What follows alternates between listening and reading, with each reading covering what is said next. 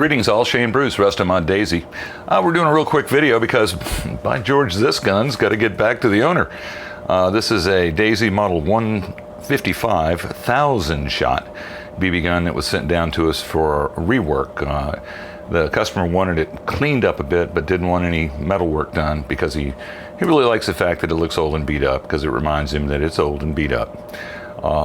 It was an interesting gun to work on.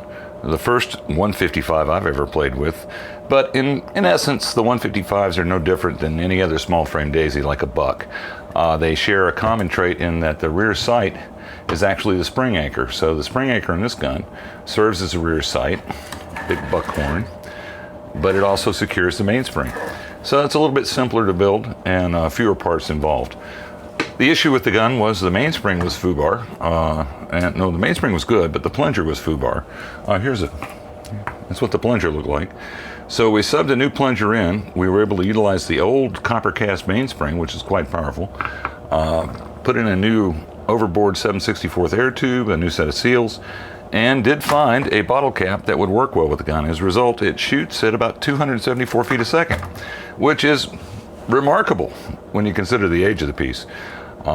It's a hard-hitting little gun now. So I was so inspired by this, but this is the 155, and you can see here it's 1,000 shots. Wow.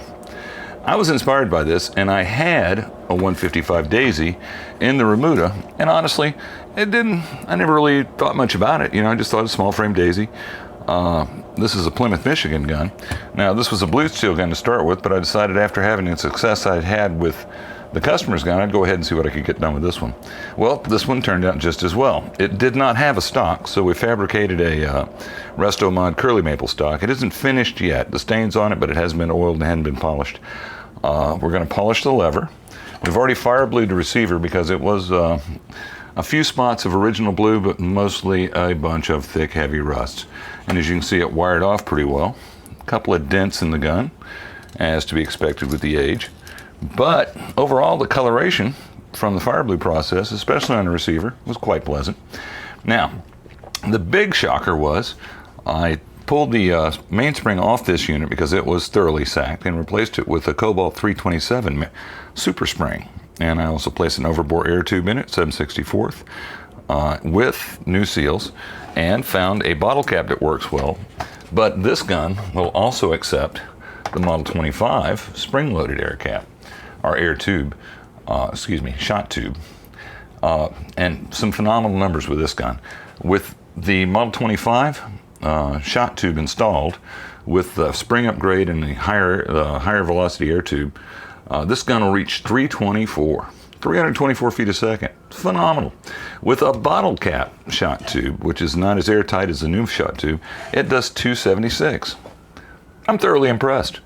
I can't wait to finish the piece up, and it will eventually go up at the eBay store and see if we can find a new home for it. I'm pretty confident the stock's going to turn out to be spectacular when it's finished. But as you can see, it's a bit longer than the factory plank stock and a bit sharper profile. I think it makes it look better. We'll find out if anybody wants it. That's all for today, kids. It's Daisy 155 before, Daisy 155 after, but the before is actually as it was and as it was intended to be. That's all for today. Shane Bruce, Restomod Daisy, signing off.